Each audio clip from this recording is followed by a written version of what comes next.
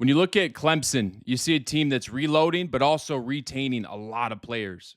Went 10-4 last year, 7-1 in the conference, and they're retaining 16 starters, 8 on offense, 8 on defense. Offensively, the first place you look on if they're returning is quarterback, right? And you got Cade Klubnik, who could be sitting in New York here at the end of the season. 3,600 yards, 36 touchdowns, 6 interceptions. Those 36 touchdowns finished third in the nation. 588 rushing yards, which finished second on the team.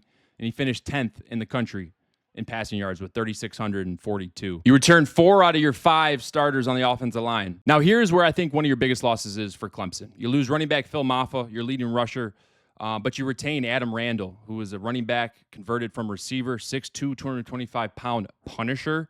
And you got Jay Haynes, who's also recovering from an ACL injury. So with that note, keep in mind, watch out for 4-star prospect Gideon Davidson to get some snaps there early on and help that running back room. Receiver position, solid, one of the best rooms in the country. Antonio Williams, 75 receptions, 11 touchdowns returning. Bryant Wesco, 45 receptions, 700 yards, 5 touchdowns returning. And TJ Moore, 45 receptions, 5 touchdowns. All 3 of those guys are returning. You got some dogs returning on defense as well. Wade Woodess, your leading tackler, returning. Also the highest rated coverage linebacker coming back. TJ Parker led the team in sacks. Peter Woods, highest graded interior lineman.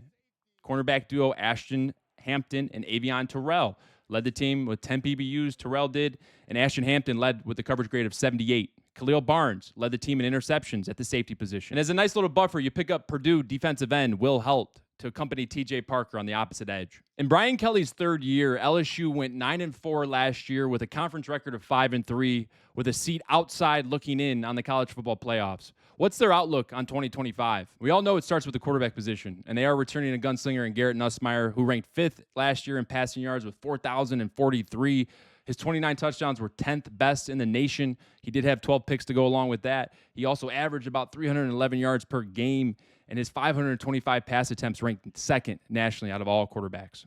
I think some of your biggest question marks are going to be on your offensive line. 4 of your 5 starters were drafted last year in the NFL draft, the only returner being the center, DJ Chester. Running back depth is also another question mark I have for LSU, but running back 1 is going to be Caden Durham, who tallied 752 yards, 6 touchdowns on 141 attempts. Good news is you return Aaron Anderson, your leading receiver. You also return Chris Hilton Jr., who came on in that second half part of the season.